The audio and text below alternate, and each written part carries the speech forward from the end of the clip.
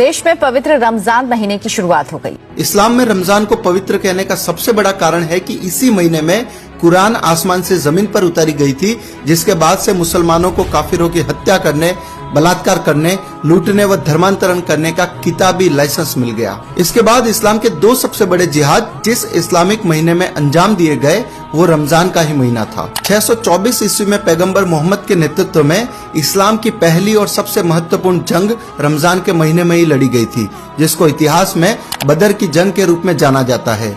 इसी जंग के बाद मक्का के सबसे ताकतवर कुरैशी समुदाय को मुसलमान बनाया गया था। रमजान के महीने में ही 629-630 ईस्वी में मुसलमानों ने मक्का पर हमला करके उस पर विजय प्राप्त की थी और वहां के प्रमुख लोगों की हत्या करके वहां रह रहे काफिरों को इस्लाम कबूलवाया था। भारत के इतिहास पर भी गौर करें तो पाकिस्तान बनाने का सबसे बड़ा जिहाद 1946 ईस्वी में रमजान के महीने में ही छेड़ा गया था, जिसको डायरेक्ट एक्शन डे के रूप में जाना जाता है। 16 अगस्त 1946 रमजान के 70वें दिन कलकत्ता के हर मुसलमान तक एक पर्चा बांटा गया, जिसमें रमजान के महीने का हवाला देकर भारत में हिंदुओं के कत्लेआम की घोषणा की गई थी। उस पर्चे में लिखा गया था कि हम लोग रमजान के महीने में जिहाद शुरू करने जा रहे हैं।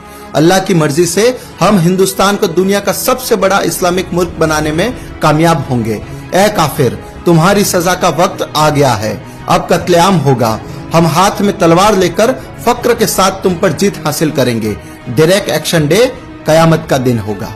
आपको जानकर आश्चर्य होगा कि वह पर्चा किसी मौलवी ने नहीं बल्कि कलकत्ता के मेयर सैयद मोहम्मद उस्मान ने छपवाए थे और उस समय के हिंदुस्तानी मुसलमानों के प्रमुख अखबार डॉन के पहले पन्ने पर भी इसी पर्चे का एक विज्ञापन छापा गया था। उसके बाद जो हुआ उसमें अकेले कलकत्ता शहर में पहले 15 मिनट में 300 हिंदू और अगले 72 घंटों में लगभग 6000 हिंदू मार दिए गए। 20,000 से अधिक लोग गंभीर रूप से घायल हुए और लगभग 1 लाख लोगों को अपना सब कुछ छोड़कर भाग जाना पड़ा। रमजान के दौरान हुए उस नरसंहार में हिंदुओं की मौत का सही आंकड़ा सामने नहीं आ पाए, इसलिए हिंदुओं की लाशों को नदी में बहा दिया गया।